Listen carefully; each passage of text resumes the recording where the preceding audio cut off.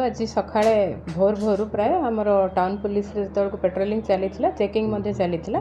ସେତେବେଳେ ଗୋଟିଏ ଗାଡ଼ି ବରପାଲି ରାସ୍ତାର ପଟୁ ଆସୁଥିଲା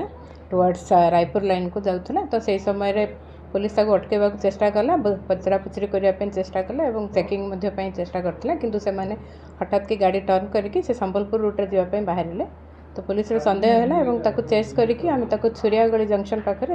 ଗାଡ଼ିକୁ ଅଟକେଇଲୁ ଏବଂ ଦୁଇଟି ଗାଡ଼ି ଥିଲା ଗୋଟେ ବୋଲେରୋ ଗାଡ଼ି ଥିଲା ଗୋଟେ ବ୍ଲାକ୍ କଲର୍ର ବୋଲେରୋ ଆଉ ଗୋଟେ ପିକଅପ୍ ଗାଡ଼ି ଥିଲା ତ ଗାଡ଼ିରେ ଯେତେବେଳକୁ ସର୍ଚ୍ଚ କରାହେଲା ସର୍ଚ୍ଚ କରା ସମୟରେ ଆମେ ବୋଲେରୋ ଗାଡ଼ିରେ ଦୁଇଟି ବ୍ୟାଗ୍ ମାନେ ଆପଣଙ୍କର ଦୁଇଟା ବସ୍ତା ଗଞ୍ଜେଇ ବସ୍ତା ଆଉ ପିକଅପ୍ ଗାଡ଼ିରେ ଦୁଇଟି ଗଞ୍ଜେଇ ବସ୍ତା ଆମେ ପାଇଲୁ ସେଠୁ ଆମର ବର୍ତ୍ତମାନ ତଦନ୍ତ ଚାଲିଛି ସେଥିରେ 4 ଜଣ ଟୋଟାଲ୍ ଆରେଷ୍ଟ ହେଇଛନ୍ତି ବର୍ତ୍ତମାନ କୋର୍ଟ ଫରୱାର୍ଡ଼ କରାଯିବ 4 ଜଣଙ୍କୁ ବର୍ତ୍ତମାନ ସେଇଟା ତଦନ୍ତ ସପକ୍ଷ ଅଛି ତଦନ୍ତ ଚାଲିଛି ତା ଉପରେ ତା ତଦନ୍ତ ସରିଲେ ଆପଣଙ୍କୁ ବିସ୍ତୃତ ଭାବରେ ଜଣାଇ ଦିଆଯିବ ନା ସେମିତି ନାହିଁ ଯାହା ମାନେ ଯାହା ତଦନ୍ତ ଅନୁସାରେ ଯାହା ଧାରା ଲାଗିବା କଥା ସେଇ ଧାରା ଲଗେଇକି ସେମାନଙ୍କୁ କୋର୍ଟ ଫରୱାର୍ଡ଼ କରାଯାଉଛି ଆମର ଟୋଟାଲ୍ 109 କିଲୋ 690 ଗ୍ରାମ ଗଞ୍ଜେଇ ଜବତ ହେଇଛି ପାଖାପାଖି 20 ଲକ୍ଷ ଟଙ୍କା ହେବ ଅଭିଯୁକ୍ତ 4 ଜଣ ଅଭିଯୁକ୍ତ ଆମର ଆରେଷ୍ଟ ହେଇଛନ୍ତି 4 ଜଣ ଭିତରୁ 3 ଜଣ ହେଉଛନ୍ତି ବୌଦ୍ଧର ଜଣେ ଆମ୍ବାବନାର ସେ 3 ଜଣ ହେଉଛନ୍ତି ବଶିଷ୍ଠ ପ୍ରଧାନ ସଞ୍ଜିତ ଖଟୁଆ ସୁଦାମ ବାଗ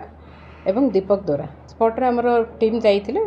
ପୁଲିସ୍ ମାନେ ଟାଉନ୍ ପୁଲିସ୍ ଷ୍ଟେସନରୁ ଟିମ୍ ଯାଇଥିଲେ ସେମାନେ ସେଠି ଯେତେବେଳେ ଚେକିଂ ଚାଲିଥିଲା ସେତେବେଳେ ସେଇ ସମୟରେ ଧରିଥିଲେ ନିଶ୍ଚୟ ଭାବରେ ତଦନ୍ତ ଚାଲିଛି ଆଜି ତ କେସ୍ ହେଇଛି ତେଣୁକରି ତଦନ୍ତ ଚାଲିଛି ତଦନ୍ତ ସମ୍ପୂର୍ଣ୍ଣ ସରିଲେ ଆପଣମାନଙ୍କୁ ଆମେ ଅବଗତ କରାଇଦେବୁ